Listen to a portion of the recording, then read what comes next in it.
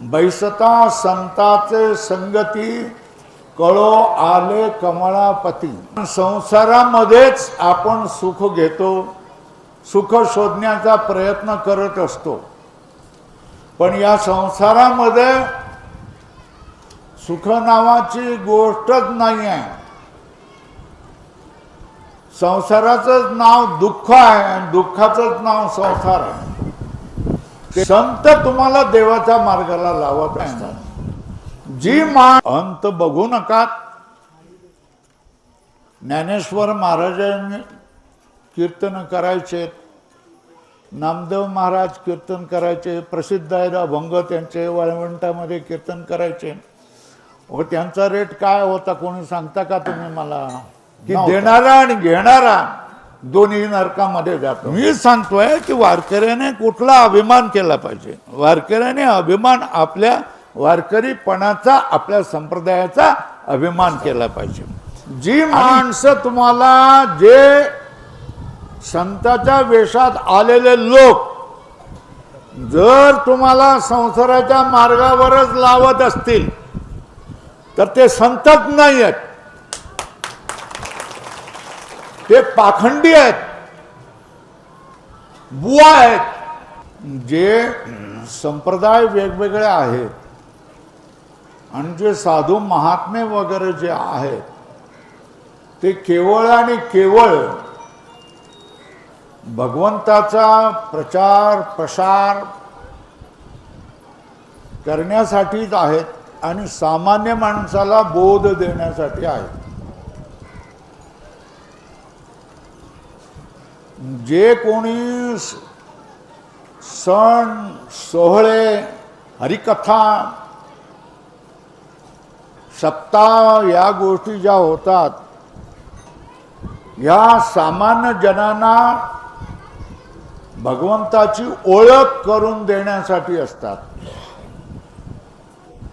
बैसता संताचे संगती कळो आले कमळापती नाटामध्ये आपले तुकाराम महाराज म्हणतात, संताच्या साधू संतांच्या जवळ आपण बसलो तरच आपणाला देव कसा आहे हा कळेल। नाहीतर आपला खापर पंजा आजा वडील आणि आपण हे सगळे अगदी लोणच्यामध्ये लोणचं जसं मुरलेलं असतं किंवा आंब्याचा मुरंबा जसा मुरलेला असतो, तशा तऱ्हेने आपण पिढ्या संसारामध्ये अगदी मुरलेलं असतो। संसाराशिवाय आपणाला काहीही कळत नाही आणि संसारामध्येच आपण सुख घेतो, सुख शोधण्याचा प्रयत्न करत असतो, पण या संसारामध्ये सुख नावाची गोष्टच नाही आहे। संसाराचं नाव दुःख आहे आणि दुःखाचं नाव संसार आहे। तेव्हा महात्म्याच्या संगतीमध्ये बसलो तरच आपणाला तो परमात्मा कसा आहे तो कळणार। परमात्मा जर कळला तरच आपणाला परम सुख मिळणार आहे। परमात्मा जर आपणाला कळला, भगवंत जर आपणाला कळला तर आपल्या वाट्याला आलेलं दुःख कमी होऊन जाणार आहे, भय कमी होऊन जाणार आहे, क्लेश कमी होऊन जाणार आहे, त्रास कमी होऊन जाणार आहे, मरणाचं भय कमी होऊन जाणार आहे, भवसागराचं भय कमी होऊन जाणार आहे। पण अशा तऱ्हेचे संत जर आपणाला मिळाले तर, आणि हा अशा तऱ्हेचा बोध आपण कोण आहे, भगवंत कसा आहे आणि संसाराचं स्वरूप काय आहे हे समजून देणारे केवळ आणि केवळ संतच असतात। दुसरे सगळे जण तुम्हाला संसाराच्या मार्गालाच लावणार आहे। संत तुम्हाला देवाच्या मार्गाला लावत असतात। जी माणसं तुम्हाला जे संताच्या वेशात आलेले लोक जर तुम्हाला संसाराच्या मार्गावरच लावत असतील तर ते संतच नाही आहेत, ते पाखंडी आहेत, बुवा आहेत. आणि असे लोक कोण आहेत? तुझं चांगलं करून देतो, तुझं काम करून देतो, तुला वशीकरण करून देतोय, तुला विरोधी जातोय तो त्याला नष्ट करून देतोय, तुझ्या मनासारखं करतोय. अशी जे सांगणारी माणसं आहे ती माणसं संत नाही आहे, ती ढोंगी पाखंडी लोक आहेत. आणि संतांचं काम हे आहे की हळूहळू सामान्य माणसांचं लक्ष संसारातून काढून भगवंताच्या स्मरणात, देवाच्या स्मरणामध्ये, देवाच्या साधनामध्ये त्यांना लावावं, हे साधू संतांचं काम आहे. आणि त्याच्यासाठीच कीर्तनं आणि प्रवचनं असतात. मनोरंजन करण्यासाठी तमाशे आहेत, नाटकं आहेत, हास्यजत्रा आहेत. आणि तुम्ही जर मोबाईल काढून बघितलं तर त्या ठिकाणी तुम्हाला मनोरंजन मनोरंजन मनोरंजनच आहे. कीर्तनामध्ये तुमचं मनोरंजन करण्याची तुम्ही अपेक्षा करू नये असं मला वाटतंय. कीर्तनामध्ये बोध कसा मिळेल, कीर्तनामध्ये आपलं स्वरूप, भगवंताचं स्वरूप आणि संसाराचं स्वरूप आपणाला कसं कळेल, आपल्या जीवनातली भय कशी संपतील, आपल्या जीवनामधला भवसागर कसा संपेल, जन्म मरणाचं दुःख कशा तऱ्हेने संपेल, भूतकालीन गोष्टी आपल्या डोक्यावर कशा बसणार नाहीत, भविष्यकाळाची चिंता आपणाला कशी संपून जाईल. आणि जे भगवंताने आपणाला दिलेलं आहे आणि प्रारब्धाने जे आपणाला मिळालेलं आहे तेवढेच आपणाला मिळणार आहे, त्याच्यापेक्षा आपणाला मिळणार नाही. ही समज जर आपल्यामध्ये दृढ बसली तर आपल्या जीवनामधली दुःख कमी होऊ शकतात.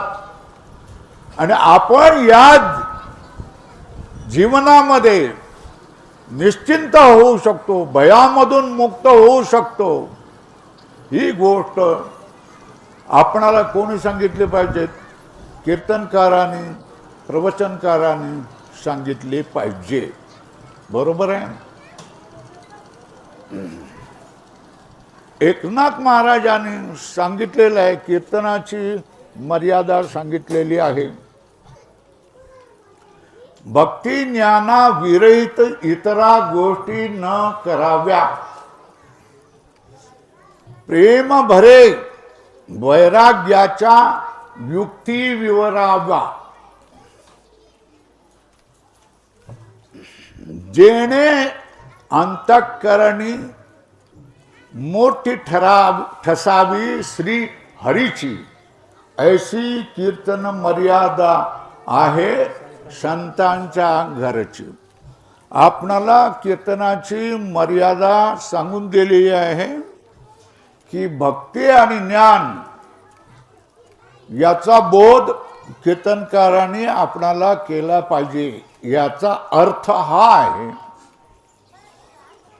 की त्यांनी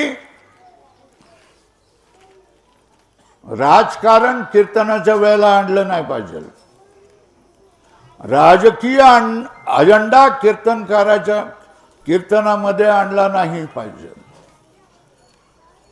कीर्तनाचा तमाशा किंवा एकपात्री नाट्य प्रयोग करता कामा नये. कीर्तनामध्ये संसाराच्या गोष्टी आणता कामा नये. कीर्तनामध्ये कीर्तनाची कॉमेडी करता कामा नये. पण आज आपण गावागावाला गेलो आणि माझ्यासारखा माणूस देवाविषयी बोलायला लागला, भक्तीविषयी बोलायला लागला की माणसं म्हणतात की याला काही हसवताच येत नाही, याला काही हसवताच येत नाही. माय मावल्यानो आणि सगळ्याच भजन्यानो, कीर्तनकारांनो, कीर्तने हसवण्यासाठी नसतं. हसवण्यासाठी इतर मार्ग आहेत, मनोरंजनाचे इतर मार्ग आहेत. कीर्तन हे माणसाला देवाच्या नादाला लावण्यासाठी असतं. माणूस हा 2 पायाचा पशु आहे. त्याच्यातलं पशुत्व हटवून त्याला पूर्णपणे माणूस बनवणं आणि माणूस बनवून त्याला पुढे देवत्वाच्या स्वरूपाला प्राप्त करून देणं, हे संताचं लक्षण आहे. जो संत आहे तो त्याच्या जवळ आलेल्या माणसाला पूर्ण मनुष्य बनवतो आणि पूर्ण मनुष्य बनवून पुढे देवत्वाला बनवतो. आज तुम्ही बघा, 2 पायाची माणसं नको ते पिऊन गटारामध्ये पडलेली असतात. म्हणजे काय झालं? हे पशुत्वाचं लक्षण आहे. गटारामध्ये डुकरं लोळतात. मनुष्याचं डोकं वर ठेवलेलं आहे, वर, सगळ्यात वर, आणि ते डोकं केवळ देवाच्या पायावर झुकवण्यासाठी आहे.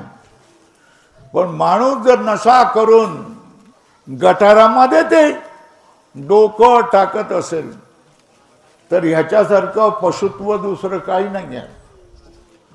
आणि नारायण महाराजासारखे संत ज्या गावाला लाभलेले आहेत, यांनी कितीतरी लोकांना पशुत्वापासून माळ घालून मोकळं केलं आणि देवत्वाला लावलेलं आहे. साधू संत मंडळी गावाची व्यवस्था लावतात, गावामध्ये प्रथा पाडतात, गावामध्ये अशा तऱ्हेने कार्यक्रम करतात की मनुष्य आपल्या पशुत्वाला सोडून देऊन पूर्ण मनुष्य कसा बनेल आणि त्याच्या पटले निदान 2-4 लोक तरी देवत्वाला कशा तऱ्हेने पोहोचतील, याच्यासाठीच काय केलं जात आहे. संतांचा अवतार आहे. संत या भूमीवर येतात, आपल्या गावामध्ये जन्म घेतात.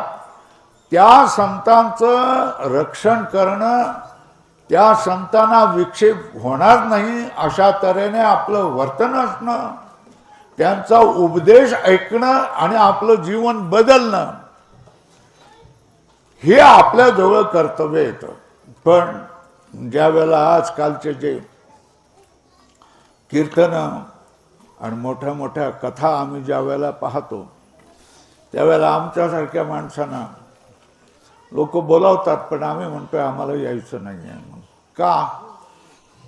मग तुम्ही याच्यासाठी 10 लाख 15 लाख रुपये खर्च करणार आहेत सप्त्यासाठी. आता सप्ताह करणं म्हणजे लोकांकडून पैसे गोळा करणं. काढा 1000, काढा 2000, काढा 10,000, एकरावर काढा, जमिनीवर काढा, माणसावर करा, वर्गणी करा. आता काय होतं बघा,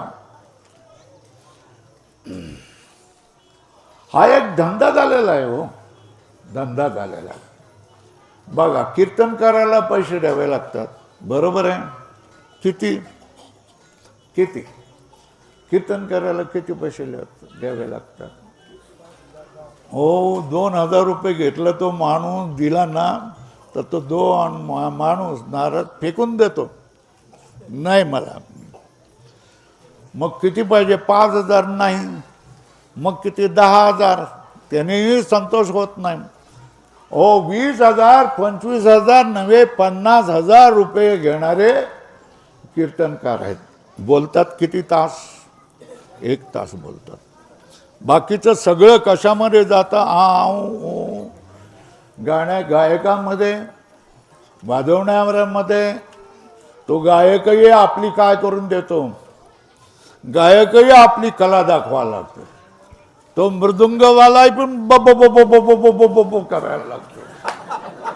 काय बाबा, होय, बो कधी करतात सांगा? कधी करतात? हे शिमग्याला करतात ना. हा, कीर्तनामध्ये बोबो बोबो बोबो करायचं असतं का?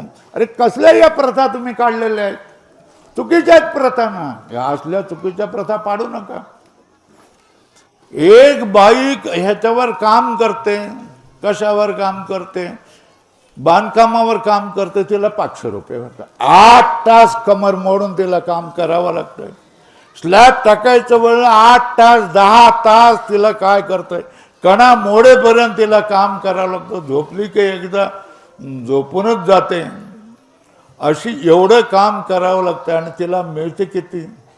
500 रुपये, नाही तर जास्तीत जास्त कोणी दयावान असला तर 1000 रुपये. 1 तासाच्या कामासाठी कीर्तनकारांना तुम्ही 25,000 30,000. आजकालच्या आधुनिक नवीन नवीन आलेली पोरं थोडीशी 2-4 10-12 कीर्तनं पाठ केली आणि कीर्तन करायला लागले. 1 रुपया कमी घेणार नाही. 15,000पेक्षा कमी, 25,000पेक्षा ते चेले चपाटे त्यांचे सांगतात. 1 रुपया कमी घेणार नाही. अहो, असल्या सगळ्या प्रकारामुळे काय झालेलं आहे, गावोगावच्या लोकांनी कीर्तनच घ्यायची नाही हे ठरवलेलं आहे. की माझं तुम्हाला हात जोडून इथे सगळे बसलेले आहेत, कीर्तनकारांना तुम्हाला हात जोडून सांगणं आहे की अंत बघू नका.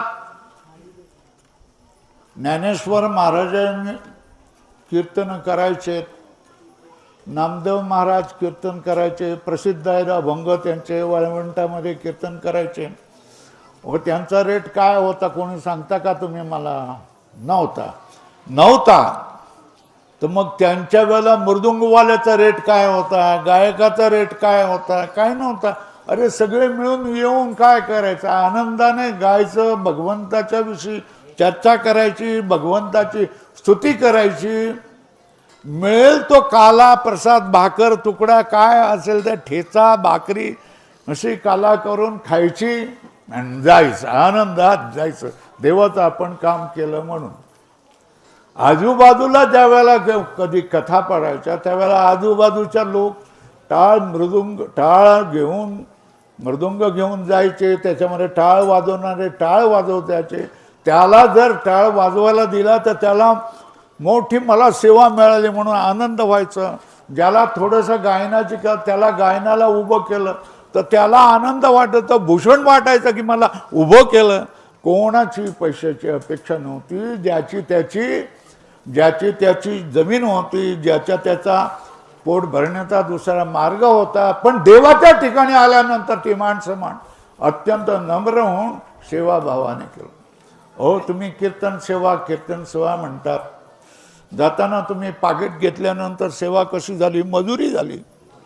काय झालं मला सांगा. तुम्ही जाताना तुम्ही जर पाकिट घेतलं आणि त्याच्यामध्ये तुमचा चेला चपाटा म्हणाले 1 रुपया कमी नाही घेणार, सगळेच्या सगळे. 5 रुपये 5,000 तरी कमी करा, नाही 1 रुपया नाही घेणार. अशी इतकी निर्दय माणसं झालेली आहेत. खूप वाईट वाटतं आम्हाला. आता बघा हे झालं कीर्तन करायचं. मृदुंगवादक पैसा घेणार का नाही घेणार? घेणार. हो, मी तो वारकरी म्हणत नाही, मी कलाकार आहे म्हणून म्हणतो. वारकरी म्हणायला तयार नाही, मी कलाकार आहे, मला पैसे दिले पाहिजे. गायक मी गायनासाठी केलेलं आहे. दे फाम कीर्तनकारांनो, जो माणूस गायक असतो ना तो कोणी कधीही भजन करत नाही. आणि जो भजने आहे त्या भजन्याला नेहमीच गायक तुच्छ मानतो. पण खरा भजन करणारा तो भजन्याच असतो. आणि हा गायक जरी अलंकार करत असत आणि आलाप करत असला, आय ओई ओई ओई करत असला, तरी त्याच्या पाठीमागे ज्या काहीतरी अशीच मागणं असते. म्हणजे भिकारी बनवून ही मंडळी आलेली असतात. सरळ मी शब्दाने बोलतो. तुम्ही देवाच्या कामासाठी जर तुम्ही अपेक्षा करत असाल मला कोणीतरी द्यावं, ठीक आहे, मंडपवाला मागून घेतो, मग आचारी मागून घेतो, मग तो साऊंडवालाही म्हणणार मला मी फुकट नाही येणार, माझा धंदा आहे. बरोबर, या तिघांचाही धंदा आहे. पण तो पारायण चालवणारा माणूसही म्हणतो मलाही काहीतरी द्या. मग तो गाथा भजन करणारा माणूस म्हणतोय मलाही काहीतरी द्या. हे सगळे लोक कसं करणार, हात घेऊन आलेले बेकाऱ्यासारखे लोक आलेले असतात सप्ताहाच्या वेळेला, मला काहीतरी द्या, मला काहीतरी द्या. हे बघा, तुम्हाला या गोष्टीचं वाईट वाटत असेल तर मला पुढच्या वेळेला बोलवू नका, मी येणार नाही. आणि मला एकदा बोलवलं की दुसऱ्या वेळेला कोणी माणसं बोलवत नाही, मी सांगतोय. त्याच्यामुळे पण साधूने सत्य बोलायचं नाही तर कोण बोलणार आहे, संसारी बोलणार आहे का सत्य? आणि साधूला तुम्ही सत्कार करताय का, बोलवतायत का, पैसे देतायत का, धन देतायत का, असली काही अपेक्षा नसतो, तो त्याच्यामध्ये मगन असतो. आज आम्ही 3 पाठ सोडून आलेलो आहे मी, फक्त काय फुंदे सरांच्या बोलण्यासाठी. त्यांनी बोलवलं, एवढं काम केलेलं आहे, तुम्हाला यावं लागेल, तुम्ही जे सांगता तेच आम्ही करून दाखवलेलं आहे, म्हणून मी आलेलो आहे. 3 पाठ सोडून जाऊन आलेलं आहे आणि माझ्या पैशाने मी आलेलो आहे. परत सांगतो मी, याला सांगितलेलं आहे त्यांच्याकडून पैसे घ्यायचे नाही म्हणून. आमच्या करताने आम्ही आलेलो आहे, वाहक आमच्या एसटीने आलेलो आहे. तर मग माझं काय म्हणणं आहे, आपण जे तुम्ही फुंदे सरांनी जे केलेलं आहे, अशाच तऱ्हेने आपण हे सगळं करायचं असतं की आपलीच जवळची माणसं, मृदंगवाले आपलीच जवळची माणसं, टाळकरी माणसं आपलीच जवळची माणसं, कीर्तनकार माणसं, यांनी एक दुसऱ्याला मदत केली पाहिजे. आणि ही चळवळ 10 गावामध्ये पसरवून टाका. आणि हे ज्या लोकांनी कीर्तनाचा धंदा केलेला आहे, तुकाराम महाराजांनी कीर्तनाचे पैसे घेण्याविषयी निषेध केलेला आहे आणि त्यांना श्राप दिलेला आहे की देणारा आणि घेणारा दोन्ही नरकामध्ये जातो म्हणून. हे आवडणार नाही बाकीच्या लोकांना. कीर्तनकार लोक म्हणतील, अरे कशाला या माणसाला बोलवलं तुम्ही सर, असं म्हणणार आहे. हे अभंग सांगणार नाही कोणी, कीर्तनकार सांगणार नाही, कारण त्यांच्या पोटावर पाय दिले जातील म्हणून. बरोबर आहे ना? त्याला काय करणार मी सांगा. तेव्हा मी हे सगळं एवढं सगळं कशासाठी सांगितलंय. आता कोणी गुरुकुल काढलं किंवा वारकरी शिक्षण संस्था काढल्या, अरे तुमच्या वारकरी शिक्षण संस्थांमध्ये कोण येणार आहे? अरे जो गरिबाचा माणूस आहे तोच येणार आहे ना. श्रीमंताची पोरं, अगदी महाराजाची पोरं तरी काय वारकरी शिक्षण संस्थेमध्ये येतील का? नाही. महाराज झाला, हे महाराज झाले तरी आपल्या मुलांना काय करणार तुम्ही? डॉक्टर, इंजिनियर, सरकारी अधिकारी, IAS अधिकारी करणार. महाराजाचा मुलगा महाराज होतोय असं जर असेल तर मी त्याला दंडवत घालायला तयार आहे. अभिमान करायचा तो काय करायचा? माझी 3 मुलं डॉक्टर आहे असा महाराजाने अभिमान करायचा का? नाही. मग काय अभिमान करायचा? माझा खापर पणजोबा कट्टर वारकरी होता, आजा पणजोबा माझा कट्टर वारकरी होता, माझा आजा कट्टर वारकरी होता, माझे वडील कट्टर वारकरी होते, मी कट्टर वारकरी, आणि माझा मुलगा आळंदीला संस्थेमध्ये वारकरीच बनण्यासाठी, कीर्तनकार बनण्यासाठी जाणार आहे आणि त्याचा मुलगा देखील का होणार आहे, वारकरीच होणार आहे. अशी आपला अभिमान पाहिजे ना, हा आपला अभिमान पाहिजे ना. आता बघा, मला वारकऱ्यावर बोलण्याचा अधिकार आहे का नाही? अधिकार आहे, सांगा मला.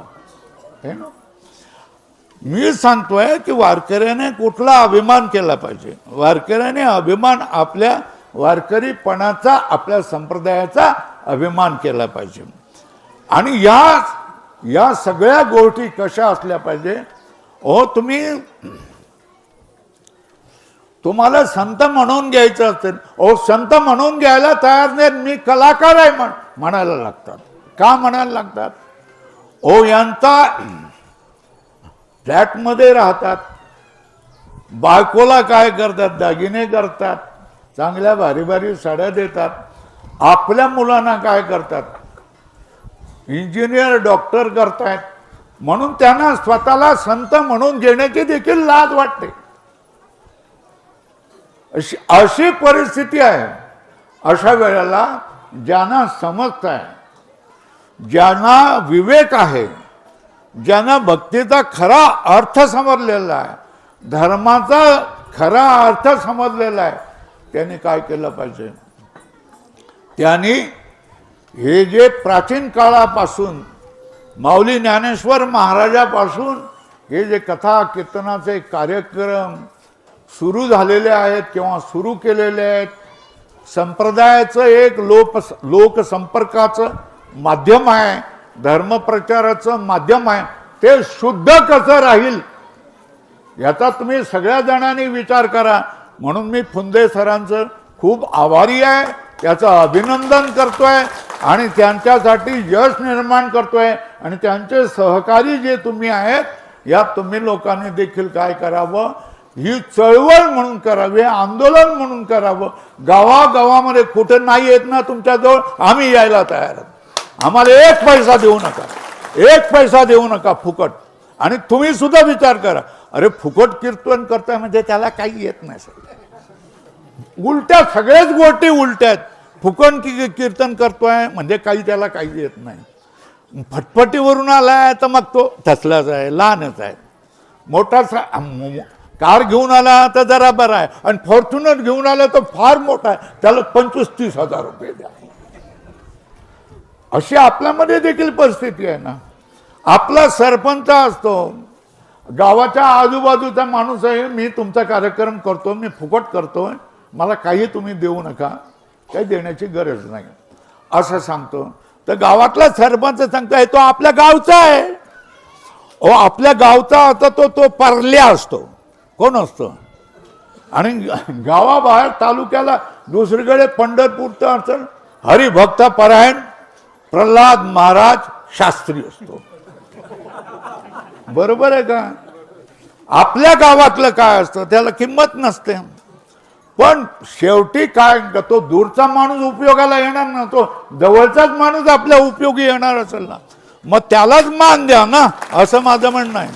कशाला लांबून तिकडून इकडून बीडवरून माणूस आणायचा, पंढरपुरावरून आणायचा, त्याच्यासाठी 50,000 रुपये द्यायचे, त्याच्या सगळ्या अटी मानायच्या. हे कशासाठी करायचं?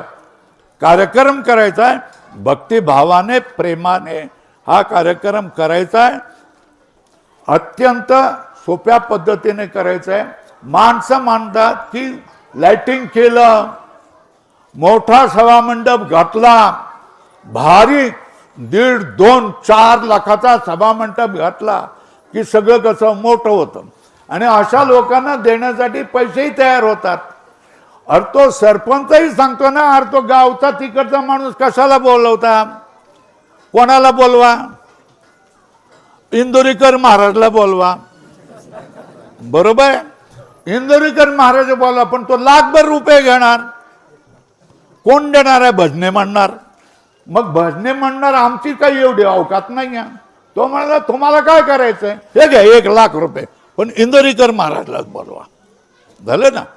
ही राजकारणी मंडळी काय करतात, गावागावामध्ये भजनाने आखलेले जे नियम आहेत, भजनाने आखलेल्या ज्या काही गोष्टी आहेत, जे नियमाप्रमाणे, संप्रदायाप्रमाणे, धर्माप्रमाणे ज्या गोष्टी करायच्या आहेत, त्याच्यावर बोळा फिरवणारी कोण असतात?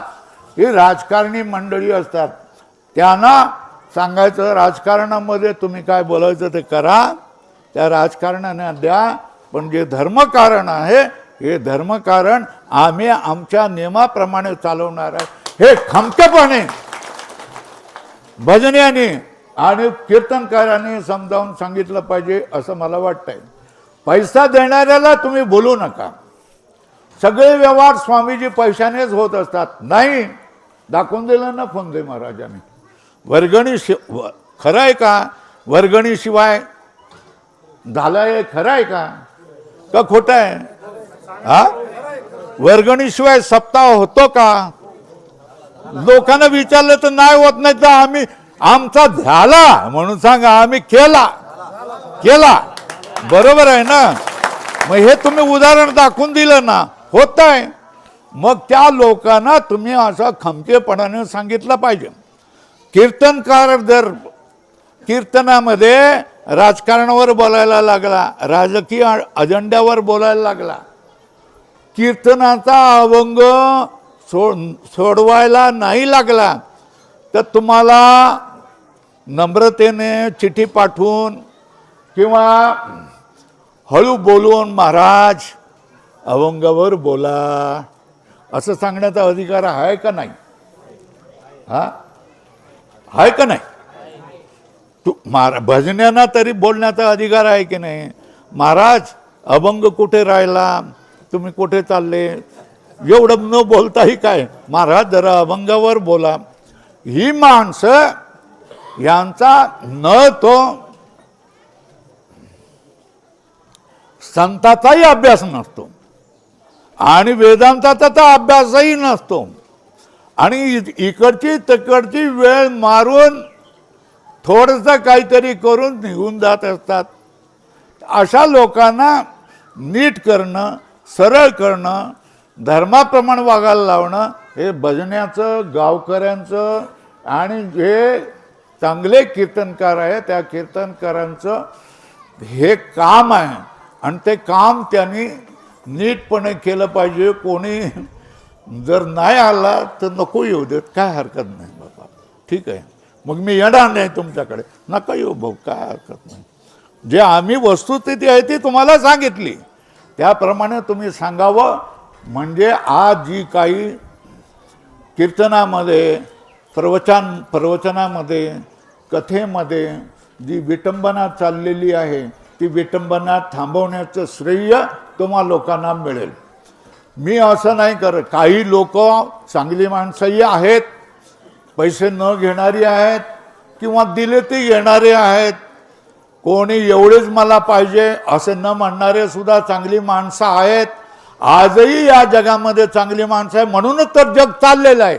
ते अल्पसंख्या आहेत, ते अल्पसंख्या आहेत, थोडे आहेत, तरी त्याच्यामुळे काय त्यांच्याकडे पाहून जग चाललेलं असतं. थोडे असले तरी त्याच्यामुळे जग चालत असतं. तेव्हा ही गोष्ट तुम्ही लक्षात घ्यावा. जे तुम्ही हे चांगलं काम केलंय, हे चांगला पायंडा पाडलेला आहे, पण ह्या पायंड्यामध्ये आता पुढल्या वर्षी बदल करू नका, त्याच्या पुढल्या वर्षी बदल करू नका. सरपंच बदलल्यानंतर तुम्ही बदल करू नका. काय त्या फंदेसराला कळतं, अरे आपण सगळे मिळून काढूया ना, मी देतो 1000 2,000 मी 10,000 15,000 देतो, मोठी लाइटिंग करू, मंडप घालू, त्या महाराजाला बोलू, त्या तिकडच्या महाराजाला बोलू. असं कोणी म्हटलं तर त्याला तुम्ही सांगायचं नाही, हा आमचा पायंडा पडलेला आहे की कीर्तनात ह्याला सप्ताहाचं वर्गणी काढायची नाही आणि कोणाला पाकिट द्यायचं नाही. सगळ्यांनी मिळून आनंदाने भक्तीचा कीर्तनाचा लाभ घ्यायचा आणि भगवंताचा प्रसाद घेऊन हा कार्यक्रम पूर्ण करायचा. हा पायंडा तुम्ही कायम ठेवा. सगळ्यांना माझी विनंती आहे, हात जोडून पाया पडून तुम्हाला विनंती काय, एकदा जे सुरू केलेलं आहे ही आमची प्रथा आहे, ही आमची परंपरा आमच्या गावामध्ये केलेली आहे आणि ही कोणी बिघडू नये अशा तऱ्हेने तुम्ही ठरवा. तुम्ही हा जो कार्यक्रम अशा तऱ्हेने चांगला केलेला आहे. जो कीर्तनकार उभा राहिला ना, तर कीर्तनकाराच्या मनामध्ये काय असतं की हा ज्याने कीर्तनाला मला बोलवलंय तो आता किती पैसे देतो, हेच असतं की नाही त्याच्या मनाला, असतं ना. आता पुरे पैसे देतो का मध्येच कापतो. बरं, आता हा जो कीर्तनकार उभा आहे तो समोर जो माणूस ज्याने बोलवलाय त्याच्या मनामध्ये काय असतं, हा आता कीर्तनकार किती पैसे घेतो, माझ्या अवकातीच्या बाहेर मागून जातोय, कसं काय करावं मला समजत नाही. मग कीर्तन राहिलं बाजूला, कीर्तनातला बोध राहिला बाजूला, विचार कशाचा चाललेला आहे, देण्या घेण्याचाच विचार चाललेला आहे ना, हे असं आहे. आता याच्यामध्ये काय झालेलं आहे, तुम्ही हे केल्यामुळे मस्तपैकी कोणाला टेन्शन नाही, कोणाला ताण नाही, कोणाला तणाव नाही, मस्तपैकी चांगली कीर्तन ऐकायची, आनंदाने जायचं, बस झालं. जास्त वेळ चालवण्यामध्ये अर्थ नाही आहे. मी काय पाकिट घेणार नाही आहे, यांना सांगितलेलं आहे. माझ्या खर्चाने मी आलेलो आहे. तुझ्या पिशवीत घातलेले असतील तर त्यांना परत देऊन टाक. समजलं का? आम्ही आमच्या खर्चाने आलो आहेत, आम्ही आमच्या खर्चाने जाणार आहोत. त्यांनी सांगितलं आमचं कौतुक करायला या, तुमच्या विचाराप्रमाणे आम्ही केलं ते आम्ही त्यांचंही कौतुक करतो आणि तुम्हा गावकऱ्यांचंही कौतुक करतो आहे आणि तुमच्या गावच्या जन्मभूमीच्या नारायण महाराजांना नमस्कार करतो आहे.